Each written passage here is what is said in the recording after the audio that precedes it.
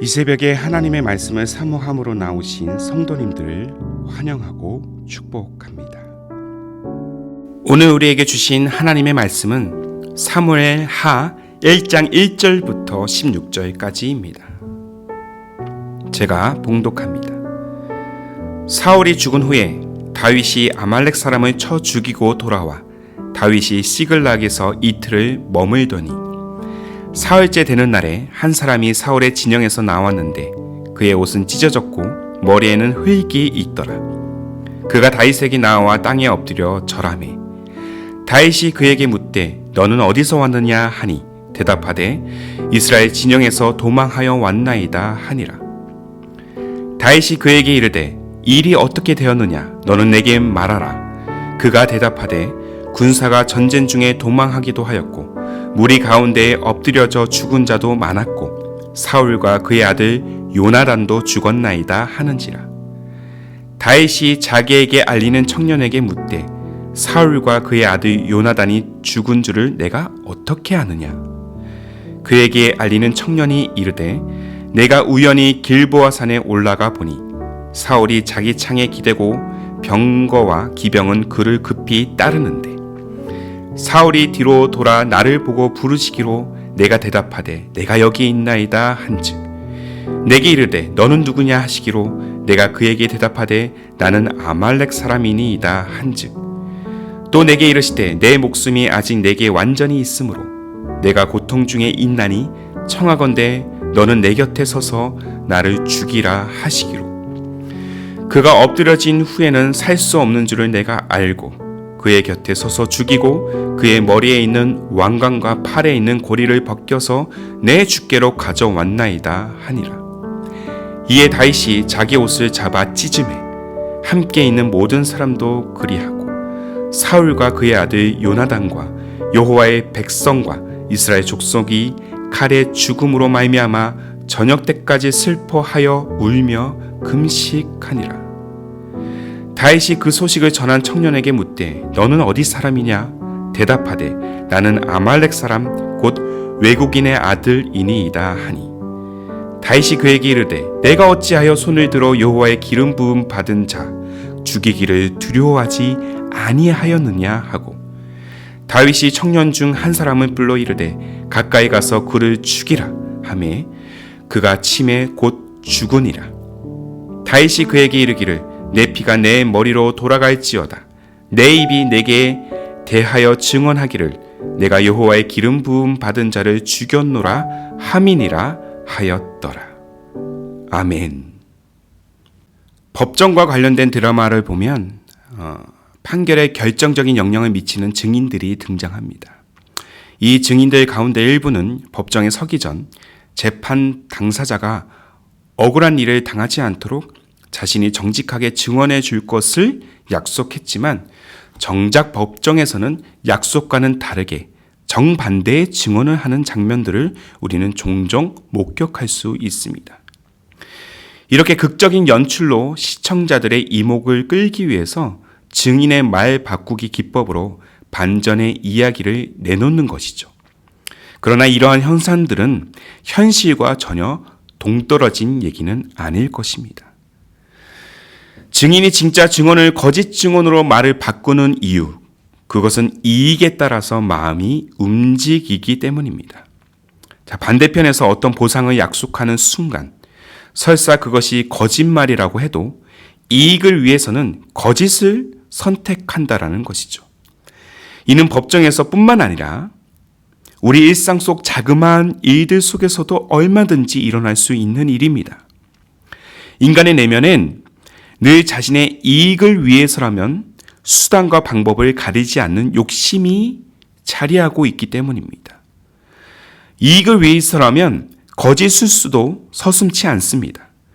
정직한 일이라도 손해가 예측되면 금방 손을 거두는 것이 인간 사회에 깊숙이 자리하고 있습니다. 반면에 어느 정도의 보상만 있으면 그까지 거짓쯤이야 얼마든지 할 수 있다고 생각하는 것이 바로 인간이 가진 태도인 것이죠. 오늘 본문에서도 어떤 보상을 기대하며 거짓으로 상황을 꾸며가는 한 인물이 등장합니다. 그는 바로 사울의 죽음을 목격한 아말렉 청년이었습니다. 자, 오늘 본문 사무엘 하 1장은 사무엘상 마지막 장면인 31장에서의 사울의 죽음과도 연결이 되어 있습니다. 아말렉 군대를 무찌르고 지친 모습으로 아군 진영이 있는 시글락으로 돌아온 다윗. 그가 돌아오자마자 그를 찾아온 아말렉 청년으로부터 사울이 죽었다는 소식을 그는 듣습니다. 다윗은 그 청년에게 사울이 죽게 된 연유를 묻습니다. 그러자 아말렉 청년은 죽음을 마주할 수밖에 없는 상황에 이른 사울이 자신을 부른 다음에 자기를 죽여달라고 해서 자신이 직접 그를 죽였다고 말합니다. 그런데 사실 사울은 이 아말렉 청년 손에 죽은 것이 아닙니다. 사울은 자기 부하에게 죽여달라고 했지만 부하는 두려워서 사울을 죽이지 못했습니다. 그러자 사울은 자신의 칼을 뽑아서 그 위에 엎드려져 스스로 목숨을 끊은 것이죠. 자, 사무엘상 31장 4절의 말씀입니다. 그가 무기를 든 자에게 이르되 내 칼을 빼어 그것으로 나를 찌르라. 할례 받지 않은 자들이 와서 나를 찌르고 모욕할까 두려워하노라. 하나 무기를 든 자가 심히 두려워하여 감히 행하지 아니하는지라. 이에 사울이 자기의 칼을 뽑아서 그 위에 엎드려지매.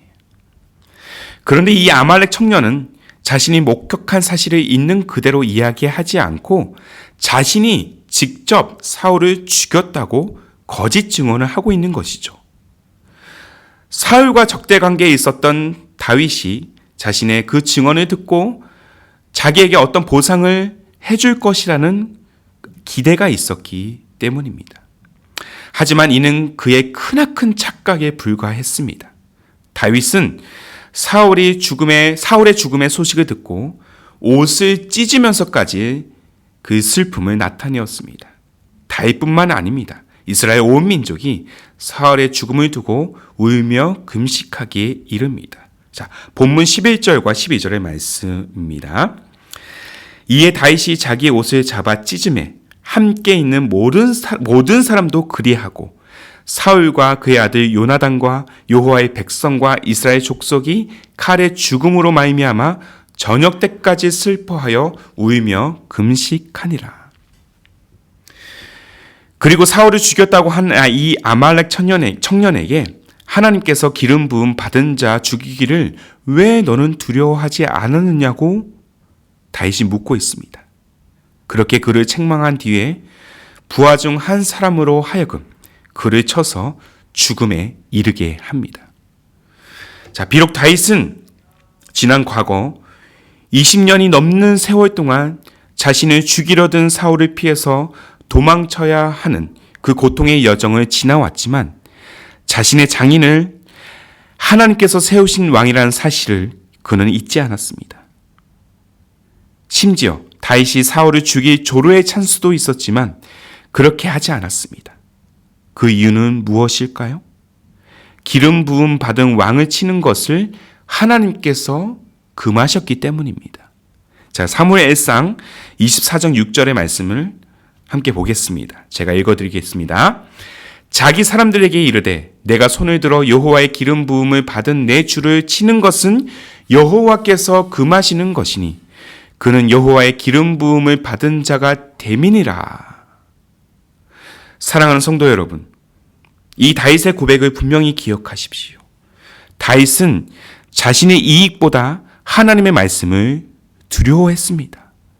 이것이 우리의 일상 속에서 실현해야 할 신앙의 실천인 것입니다. 만약 다윗이 사울을 죽였다면 어떻게 됐을까요? 당장의 이익을 누리게 할 수 있을지는 몰라도 하나님의 말씀을 어겼기 때문에 그로 인한 죄의 대가를 반드시 치러야 했을 것입니다.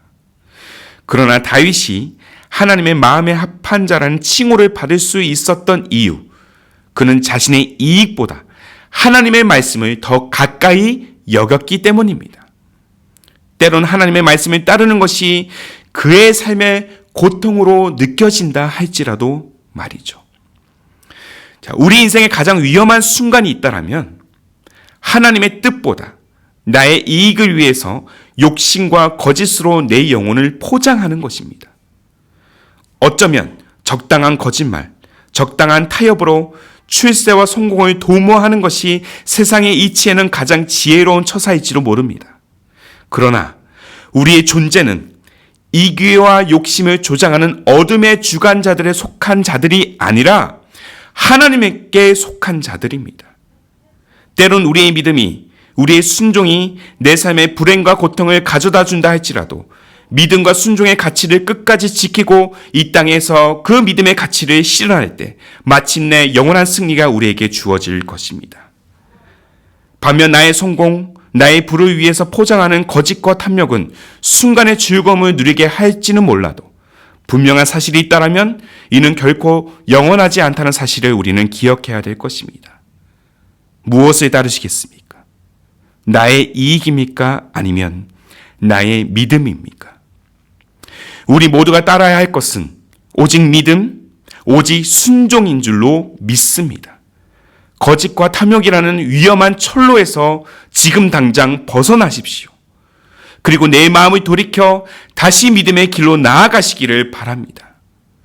다윗처럼 하나님의 마음에 합한 자가 되어 그렇게 믿음의 길로 끝까지 나아가기를 소망하는 우리 모두가 되기를 소망합니다. 믿음을 추구하십시오. 때로는 내 삶에 고통이 따를지라도, 때로는 내 모든 삶의 일상 속에 손해가 막심할지라도 믿음을 우리가 추구해야 될 것은 그 믿음만이 바로 영원한 승리를 위한 유일한 열쇠라는 사실이기 때문입니다. 이 사실을 고백하며 정직과 겸손과 지혜로 나아가는 사랑하는 우리 기쁨이 되는 교회 모든 성도들인들의 삶이 되시기를 주님의 이름으로 축복합니다. 기도하겠습니다. 우리 믿음을 통해 역사하시는 하나님 아버지, 그러나 때때로 우리는 종종 하나님보다 우리의 이익을 우선시하며 하나님의 말씀보다 나의 욕심과 거짓을 앞세울 때가 있었음을 고백합니다. 오늘 말씀을 통하여 나의 욕심을 따라 사는 것이 얼마나 위험한 일인지를 분명히 알게 하여 주시고 욕심과 거짓의 철로에서 벗어나 다시 믿음의 길로 나아가도록 우리를 인도하여 주옵소서. 세상은 우리 믿음을 어리석은 가치로 여기며 우리를 업신여기로 들지면 수많은 세월, 수많은 고통 중에도 하나님의 말씀을 붙들고 나아갔던 다윗의 여정을 기억하며 비록 세상이 우리의 마음을 두렵게 한다 할지라도 끝까지 이 믿음의 가치를 실현하며 나아가는 우리의 인생이 되기를, 우리의 가정이 되기를, 우리 교회가 되기를 원합니다. 오늘도 그렇게 믿음으로 나아가기를 결단하는 우리 모든 성도들을 주께서 보호하여 주시고 승리의 길로 인도하실 그 주님만을 소망하는 우리의 인생길이 되게 하여 주옵소서. 우리의 참 소망이 되시는 우리 주님 예수님의 이름으로 기도하옵나이다. 아멘. 오늘도 주신 그 말씀을 따라서 두 가지의 기도 제목을 함께 붙들고 기도하기를 원합니다. 먼저는 우리 영혼에 잠재된 욕심과 거짓을 내려놓고 어떠한 상황에서도 믿음의 가치를 이 땅에 실현하는 신실한 삶이 되게 하옵소서. 한 걸음 더 나아가 이익을 추구하는 세상의 원리에 빠지지 않게 하시고 때로 손해와 고통이 따를지라도 하나님의 말씀대로 순종하는 믿음의 삶, 믿음의 공동체가 되게 하옵소서. 이 두 가지의 기도 제목을 간절한 마음으로 함께 고백하며 기도로 하루의 삶을 열어가시기를 바랍니다. 함께 기도하겠습니다.